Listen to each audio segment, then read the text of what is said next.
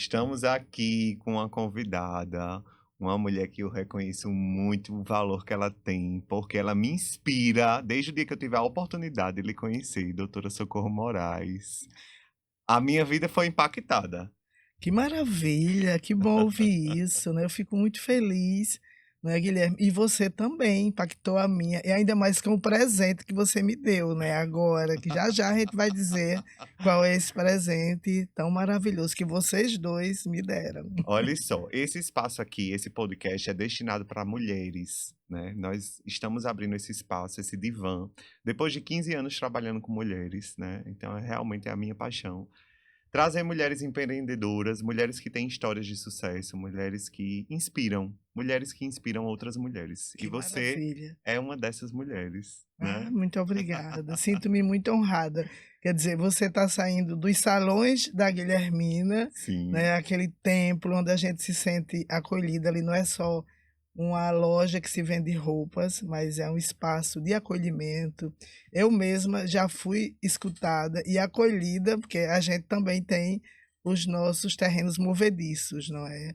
E você me acolheu, me levantou, né, fez eu me sentir bonita, gostosa, que maravilhosa. Estou maravilha! aqui, ó, com o vestidinho da Guilhermina, porque as roupas da Guilhermina não se acabam, gente. Esse vestido tem o quê? 5 anos. E ainda é atual, Uma maravilhoso. coisa boa, né? Investir na temporalidade. É, Pois é, então quer dizer que você já esteve no meu divã. já estive no seu divã, sim, com muita alegria e fui muito bem acolhida por Maravilha. você, Guilherme E Galvão. eu queria muito que você conversasse um pouquinho, falando da sua história, né, pra gente. Afinal de contas, é uma história linda, é uma história de superação. E vamos se teletransportar um pouquinho lá para o Seridó agora. Vamos lá para Serra de Santana. Pois é, eu sou caicoense de nascimento, né, que nasci em 10 de dezembro de 1962, no dia em que foi proclamado os direitos humanos, né, a Carta dos Direitos Humanos, eu estava lá nascendo do ventre de uma mulher extraordinária, né, Dona Terezinha Barros, que você Tive teve a grande oportunidade de de conhecê-la. conhecê-la e vesti-la nos últimos anos da vida dela, era você que a Verdade. vestia. Inclusive no dia que, né, que ela partiu daqui, ela foi com o vestido E da eu, Guilhermina, olha só. que você tinha escolhido para o aniversário dela de 78 anos. Eu até me emociono muito ao falar de minha mãe pela importância singular que ela teve na minha vida. E 44 anos depois eu voltei a Caicó e participei da procissão de Santana, porque há 44 anos atrás, eu tinha 16 anos, 17, a minha mãe me colocou dentro do ônibus da Jardinense, meu pai tinha falecido, e como ela dizia, você tem tudo para dar errado, mas você vai dar certo, né? E me mandou para Natal para fazer enfermagem. E assim, eu confesso que eu tinha muito medo.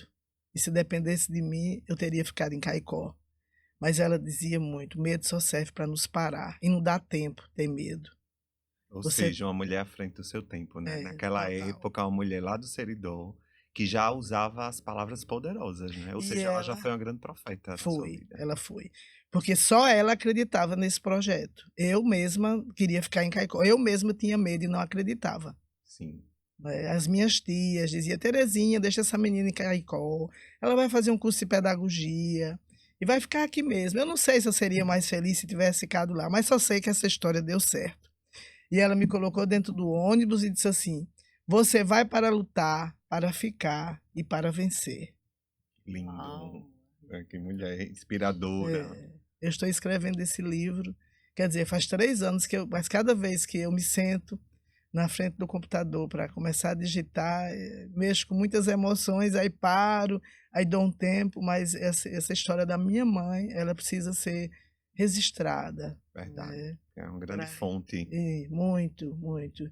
E assim foi a vida toda, né? Eu terminei enfermagem com 22 anos, aí passei num concurso, o primeiro concurso que teve para mulheres entrar na Força Aérea Brasileira, e lá fui eu para o Rio de Janeiro, trabalhar no Hospital do Galeão, né? E a minha mãe sempre dizendo assim: você precisa ser médica. Minha filha, você vai passar o resto da sua vida sendo enfermeira e apenas cumprindo ordens médicas. Com todo o respeito que eu tenho à enfermagem, que é a minha primeira profissão, foi uma profissão que fez de mim quem eu sou hoje, né? A médica humanizada, né? Que eu construí essa história de 32 anos como médica que a gente conseguiu construir, vem lá da enfermagem, né? E eu fiquei lá no Rio de Janeiro 3 anos trabalhando na unidade de terapia intensiva, até que um dia ela disse assim: eu estou indo para Natal e vou fazer a sua inscrição no vestibular. E aí eu disse: mas mãe, a gente está tão feliz aqui no Rio de Janeiro. O Rio de Janeiro é um lugar lindo para visitar, mas Sim. esse lugar não presta nem para o povo que nasceu aqui e morar aqui. Então, vamos voltar para o Rio Grande do Norte. Ou seja, sua mãe já morava com você no Ela Rio de morava Janeiro. comigo, eu era solteira e ela Sim. era. A minha vida toda, a minha mãe esteve do meu lado. Ela foi minha grande baluarte em tudo, em todas as minhas decisões. Assim, quando eu olho para trás, em todos os momentos, na verdade, a grande virada de chave sempre foi ela que fez. Que coisa Eu linda, tinha né? uma tendência a me acomodar na zona de conforto, né? Ela dizia: Sim. não, pode não, vai ter que. Por exemplo, quando eu já era médica, já era ginecologista, obstetra. E ela disse assim: eu passei 10 anos sendo obstetra. Ela disse: olha, esse negócio de mulher parir, isso vai se acabar. E realmente está se acabando, né? Saiu nesse último censo 2022, a população brasileira que cresceu menos de 0,5, ou seja, se você for estudar e for ver as pessoas em idade reprodutiva, os casais estão tendo menos de um filho, né, por família. Verdade. Ou seja, sua mãe sempre foi uma grande visionária, Foi, né, ela disse: doutora? olha, o povo quer envelhecer e ser feliz. Só vai parir mulher que não quer estudar e que faz do casamento uma profissão, Sim. para garantir uma renda. Então, não é o seu caso, querido. Então, você tem que estudar envelhecimento. Maravilha. Quer É, dizer que foi sua mãe que Menina, lhe deu essa como ela direção. era é, visionária. é. É. A E todo veja momento bem, dando as mensagens, mandando, né? uma mulher nascida em 1932, em Caicó, né, semi-analfabeta, né, ela aprendeu a ler e escrever através da gente, eu e meus filhos, né? Pra você ter uma ideia, ela só sabia assinar o nome, mas quando os meninos estavam sendo alfabetizados, ela disse: eu também quero aprender a ler, porque eu quero chegar na igreja e quando me entregarem o jornalzinho, eu poder ler, não ficar passando vergonha. Maravilha. E assim foi, ela aprendeu a ler já depois de adulta, com mais de 50 anos, né? E assim, através dos meus filhos. Então, assim, a minha história não existiria Socorro Moraes sem Terezinha Barros de Medeiros, né? Às vezes as pessoas se ressentem, né, e dizem assim: por que você não fala do seu pai? Sim. Porque meu pai foi muito ausente, né? Na verdade, né, Guilherme, eu sou filha de uma relação extraconjugal do meu pai. E eu fui vítima de muito preconceito em Caicó, porque Caicó é uma cidade linda, eu adoro Seridó. E como dizia minha mãe, né, o Seridó é uma nação e a capital é Caicó, com todo respeito a Currais Novas. Mas, enfim, Caicó é uma cidade muito preconceituosa ainda hoje, né? Com Uma toda. sociedade muito É, aristocrata, né? muito, assim, Caicó você tem que ter sobrenome Sim. e dinheiro. E antigamente tinha que ter voto também, mas hoje não mais tanto, né? E apesar de toda a evolução, Caicó ainda é uma cidade muito cheia de preconceitos, Sim. né? E eu sofri todo tipo de preconceito. Eu estudei em escola pública, porque eu não podia estudar em escola particular, porque lá estavam as filhas do meu pai, do casamento do meu pai. Uhum. Então, assim, eu sei o que é exclusão, eu sei o que é preconceito, eu sei o que é pobreza. E, assim, quando Deus escolhe alguém, eu vejo, assim, você vê claramente a mão de Deus conduzindo a sua vida, a sua história. E o meu anjo foi Terezinha. Que coisa linda, né? Então, assim, Que... a presença do meu pai, ele morreu, ia fazer 15 anos, ele nunca foi muito presente, né? Não tive muita referência dele, né? Sim. Na verdade é isso, ele que me perdoe a memória dele, né? Ele foi um grande ser humano, assim, um homem que contribuiu muito para o desenvolvimento de Caicó, o seu Miguel Elias, mas na minha história ele teve muito pouca participação. A minha história foi construída a 4 mãos, Terezinha na frente, Que e as maravilha. de Deus. Ela foi uma grande mentora para você, Foi né? tudo, Uma ela foi mulher tudo, que tudo. sempre lhe inspirou e que trouxe. Doutora Socorro, quando você decidiu mudar essa chave na medicina, que você é uma grande nutróloga, né? Uma mulher que cuida de vidas, do envelhecimento humano, já teve um cargo nos direitos da pessoa idosa em Brasília, não foi Foi, isso? foi. Então fala um pouquinho pra Tudo é gente. Deus, né? Assim, você vê claramente. Tem pessoas que são estratégicas na nossa história, né?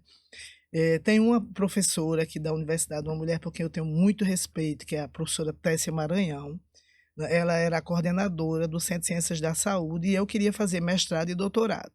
Então, eu cheguei lá com um projeto já pronto e disse assim: olha, professora, eu desenvolvi uma técnica cirúrgica para correção de incontinência urinária em mulheres. E ela disse, ela olhou assim e disse: olha, é bom o projeto, mas não é isso que a universidade quer nesse momento. E você vai estudar o que a universidade precisa, não é o que você quer. Assim, Olha bem, só. sabe? Bem estilo doutora Tessia. Aham. E aí, é uma pessoa muito séria, né? E aí eu saí destruída dali, né? Eu achava que eu já tinha um projeto pronto, que não é fácil você fazer um projeto de pesquisa, já tinha as pacientes. Aí ela disse: se você quiser fazer mestrado, você vai estudar mulheres na transição para a menopausa.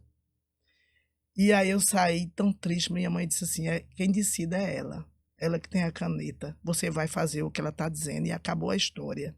Arrume logo esse negócio, esse grupo de projeto. pesquisa, essas mulheres que você vai estudar. E aí a gente desenvolveu esse projeto durante 10 anos no município de Parnamirim, Tem coisa. que é uma cidade a quem eu devo muito, as mulheres parnamirinenses, não a classe política. Sim. Posso dizer assim, ao vivo e para o mundo, que eu não devo nada à classe política de Parnamirim. Devo às mulheres, à população, à cidade. Entrei lá pelas portas do concurso público e foi um lugar onde eu servi durante 27 anos. E graças às mulheres parnamirinenses, eu hoje sou mestre e doutora. E graças a elas também, não é, eu fui encontrada por um deputado federal do estado de São Paulo, que foi um projeto de lei dele, o deputado Roberto Alves de Lucena, que criou essa secretaria, uma secretaria especial. E eu fui a primeira secretária nacional de promoção e defesa dos direitos da pessoa idosa. Ah, então foi a partir daí que você se apaixonou pela nutrologia? Foi aí, já que eu estava estudando envelhecimento, Sim. estava em São Paulo, porque parte dessa minha pesquisa eu tinha que ir para São Paulo, né, na USP, porque a gente não tinha bancada. Nós extraíamos DNA dessas mulheres para ver de que adoecem e morrem as mulheres na transição para a menopausa. Inicialmente era um estudo observacional e depois se transformou num estudo clínico, com intervenções, né? Antes era a pesquisa experimental, onde a gente ia olhar ratinhas nadando para ver o impacto do exercício físico, e depois a gente extrapolou para a pesquisa clínica. Foi um trabalho complexo, mas muito bonito, do qual eu tenho muito orgulho de ter participado, orientada pela doutora Tessia, co-orientada pelo professor Álvaro Campos Maciel, da Universidade Federal, do Departamento de Fisioterapia, pelo professor George Dantas. A gente não faz nada sozinho, né? Verdade. A gente precisa estar sempre conectado com pessoas. Pela professora Graça Almeida, que foi a minha primeira orientadora, assim, que me tirou da... Ela disse: primeiro você vai para a pesquisa experimental e depois você vai para a pesquisa clínica. E a gente conseguiu estar nesse lugar, né? Estudando essas mulheres parnamirinenses, nós conseguimos, né, estar na USP de São Paulo, esse deputado nos encontrar lá, e foi graças a um projeto de lei dele que se criou a secretaria e uma emenda que ele fez e destinou esse recurso para a universidade, que nós conseguimos concluir essa pesquisa, porque era uma pesquisa cara. Você imagina extrair DNA dessas mulheres e estudar, né, do que elas iriam adoecer, enfim. Naquele momento, hoje você faz isso que é em 2007, 2005, na verdade. Então já tem um par de anos aí, né? Mas e aí esse deputado viu o meu entusiasmo, né, com o envelhecimento feminino, né, porque o Brasil é cada vez mais um país de mulheres e mulheres envelhecidas. Nós já somos hoje 32 milhões de pessoas idosas e desse universo, 18 milhões são mulheres 60 mais, que é a minha grande paixão hoje, é o direito das mulheres 60 mais. E devolver para essas mulheres a autoestima, né? A autoestima, a vontade de viver, a liberdade, porque envelhecer pode ser um grande projeto, né? Ninguém quer morrer jovem, a gente quer viver, e a vida está ficando cada vez mais gostosa, né? Sim. Com todos esses avanços tecnológicos. Então, Quem morreu há 10 anos atrás perdeu muita coisa, não é verdade? Verdade. Esses dias eu tive com uma psicóloga que ela trabalha com mulheres, né? E ela estava falando desse grande tabu que existe da parte hormonal. Porque ela disse, Guilherme, às vezes eu sinto que eu preciso dar uma volta ao mundo para falar com a mulher disso. Às vezes a mulher a negação começa a partir dela mesmo. Então ela já não tem mais vontade de ter relação com o marido, né? E ela vai perdendo algumas coisas ali na parte hormonal. E ela até disse assim, a pele da mulher começa a derreter, o cabelo, porque, né? E a própria mulher Com não se certeza. aceita. E a memória, né? Eu acho que assim, nós, ginecologistas, com todo respeito aos meus colegas, nós temos uma dívida histórica com as mulheres. Né? Depois do resultado de um estudo mal feito, né, pelos pesquisadores americanos, o WHI, né, e divulgado, eu lembro como se fosse hoje, o William Bonner dizendo assim, estudo prospectivo de intervenção na menopausa com terapia hormonal é interrompido porque houve vários casos de câncer. Sim, Então, se criou isso no imaginário das pessoas, que hormônio dá câncer. sim. E, inclusive, na classe médica. Né? Ainda tem ginecologista hoje dizendo que não prescreve terapia hormonal, mesmo na janela de oportunidade, que é os primeiros 10 anos pós-menopausa, mulheres com menos de 60 anos iniciar a terapia hormonal. O que eu acho um desserviço prestado às mulheres. E nós temos hoje uma geração de mulheres com fragilidades, com problemas osteoarticulares complicados, né, com demência, com obesidade, Pela falta desse... pela falta de uma intervenção, de uma terapia hormonal. Hormônio muito bem indicado e a mulher muito bem estudada, hormônio é vida, você devolve a vida a essas mulheres. Você imagina, Guilherme, uma mulher ter relação sexual com a vagina igual um papel, seca, sem lubrificação. É muito difícil. A mulher. E toda assim, as 4 indicações clássicas da terapia hormonal, graças a Deus, agora em 2024 saiu o consenso da Sociedade Brasileira de Climatério, em que até as contraindicações são relativas, não existe mais contraindicação absoluta nenhuma terapia hormonal. Então, assim, a síndrome, os sintomas vasomotores, né, que são os fogastos, os calores, as síndromes geniturinárias, aquela mulher que tem ardor, dor, pelo ressecamento da uretra também, e fica tomando antibiótico, pensando que está com infecção urinária, e na verdade não é, é o ressecamento, a urina ácida ali, irritando aquela uretra. Sim. E além disso também, a proteção óssea, nós temos uma geração de mulheres com osteoporose, e o que mais mata as pessoas idosas são as quedas pela fratura do fêmur. Né? Faz embolia. Pois é, esses ossos. Desse grande combo, né? Pois é, porque assim, é a alimentação, né? Que hoje essa geração que tem menos de 30 anos já despertou para isso, né? Mas é a alimentação, é exercício físico, mas a terapia hormonal é muito importante. Né? E nós, graças a Deus, vamos ter aí uma jornada, já convido todos os ginecologistas, todas as ginecologistas, né, para estar na próxima semana, dia 7 e 8 de agosto, é quinta e sexta-feira, dia 8 e 9, na verdade, dia 7 é o curso Pecron pré-jornada. Nós vamos estar falando desses assuntos, eu vou ter a grata satisfação, apoiada pelo meu amigo, um grande seridoense, que é o presidente da Sogorne, Dr. Robson Dias, né, o presidente também da jornada. Nós vamos estar falando desses assuntos, de como é importante o ginecologista na vida das mulheres, principalmente das mulheres 40 mais, para que essas mulheres possam construir um envelhecimento de qualidade. Eu costumo dizer que não existe pessoas... Eu criei uma teoria revolucionária. Não existe ninguém novo, nem velho, nem jovem, nem velho. Existem pessoas saudáveis e pessoas doentes. Sim. Então, você pode ter a idade que tiver. Se você tiver saúde, disposição e propósito, você vai para qualquer lugar do mundo, você se reinventa. E eu digo muito que envelhecer é reflorescer. Não é só mais uma fase, como é a adolescência, como é a infância. É trocar as folhas, né, e florescer para o mundo, quando você vai ter liberdade, para ser quem você nunca conseguiu ser, porque a gente passa a vida toda. Maturidade, né? Maturidade, segurança, para você se autoafirmar. Então, essa história de síndrome do ninho vazio, gente, isso não existe. O ninho vazio é para ser ocupado por você. Dizer, eu sou, eu vou fazer. Eu tenho 62 anos, né? E assim, meus filhos já foram embora, né? Um mora em Brasília, a outra já tem um apartamento dela. E eu, em plena pandemia, eles seguiram o rumo da vida deles. E é para isso mesmo, não é, Dani? Que a gente tem os nossos filhos. Você tem o seu lindo, maravilhoso, que eu amo de paixão, doutor Ricardo, que está conosco. Esse é o presente que vocês me deram, né? Então, assim, em plena pandemia, meus filhos saíram de casa, um para ir para Brasília e a outra para foi morar no apartamento dela, enfim.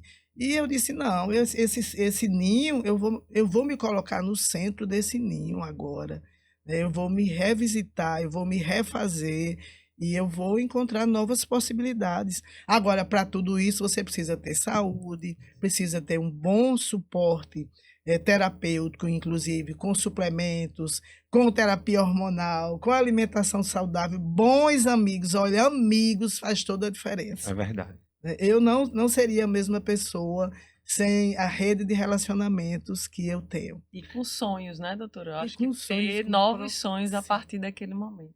Maravilhoso. O autoconhecimento e o gerenciamento das emoções É fundamental. é fundamental para você desfrutar de tudo isso. Eu estou muito feliz porque a gente está trazendo para o nosso público, para as nossas telespectadoras, essa forma coloquial da gente falar do envelhecimento, né? Porque esses dias eu tive com uma cliente que eu a conheci há pouco tempo. Ela é de São Paulo e veio morar aqui, né? E ela já tem mais de 70 anos, mas ela disse assim a mim, doutora, ela disse, Guilherme, não tenha medo de envelhecer, porque envelhecer é maravilhoso.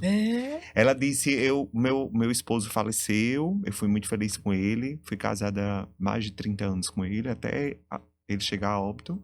E hoje eu estou namorando, mas eu estou sendo tão feliz agora. Ela disse que estava sendo mais feliz agora do que foi a vida toda com o marido. Olha só a sensação que ela me passou, né? E ela disse, hoje eu desfruto de toda a tecnologia que a medicina tem para me dar. Isso mesmo. Então eu achei aquilo ali fantástico, porque essa fala e esse diálogo não é comum de a gente ouvir. O que é comum da gente ouvir é que a mulher tá ali, que a mulher tá cansada, que começa a doer, que depois dos 40, dos 50, tudo começa a doer e a coisa... Tem que desconstruir isso. Não é? Né? É uma fase que, lógico, que requer ajustes. Sim. Tem algumas dores? Tem, né? A gente aqui não está romantizando o envelhecimento.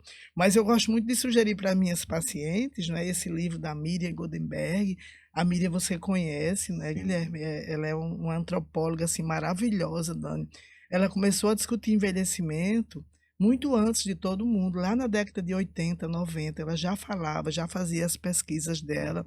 A Miriam é professora da Universidade Federal do Rio de Janeiro, ela tem vários livros, mas esse, em particular, ele é terapêutico. A invenção de uma bela velhice. Como construir projetos de vida e busca de felicidade. Então, tudo na vida é projeto, você tem que projetar. Eu penso muito, como é que eu quero estar? Agora eu já não boto mais 5 anos, né? Eu boto 2 anos. Perfeito. Depois dos 60, a gente vai encurtando os prazos, né? Porque vai dando prioridades, vendo o que é importante, né? Parece que o tempo vai maturando, vai fazendo isso. Não dá para perder tempo, né? E você vai escutando, né, os sinais do corpo.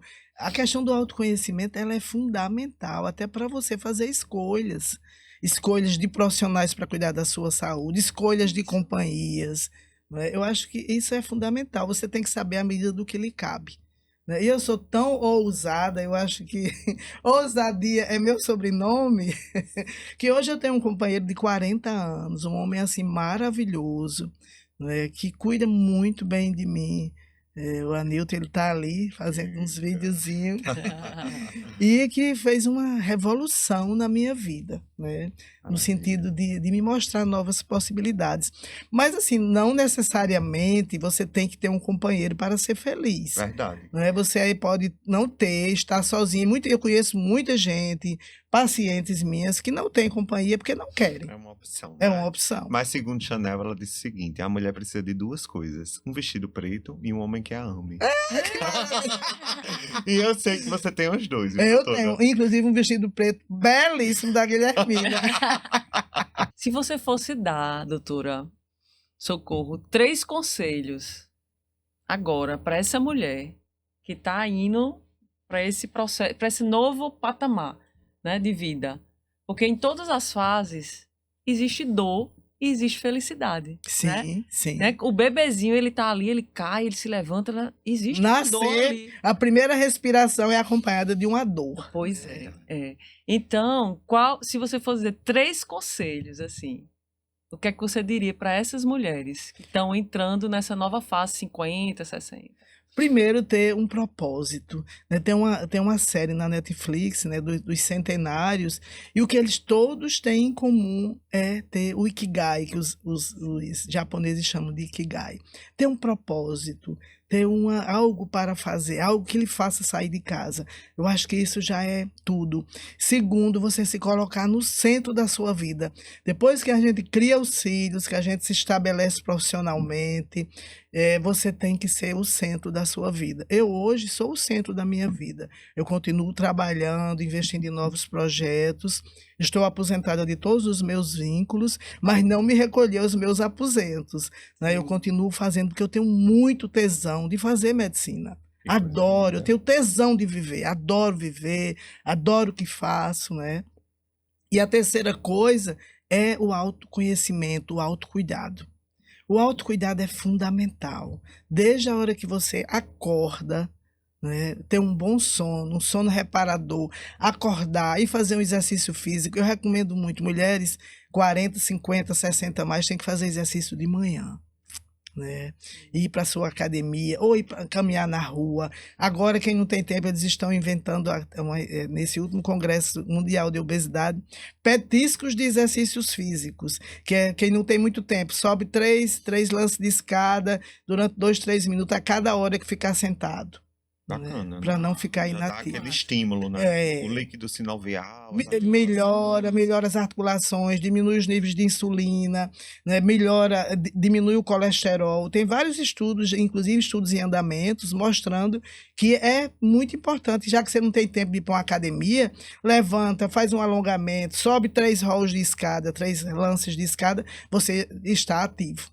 Né? Então, eu acho que esses 3 ingredientes, ter um propósito, o autocuidado, o autoconhecimento é fundamental. Esse é o meu conselho para a vida. Eu acho que em qualquer fase se aplica isso. Né? Isso, exatamente. Gratidão, grandes conselhos. Estamos muito felizes porque Deus preparou esse encontro para a gente hoje aqui. Foi.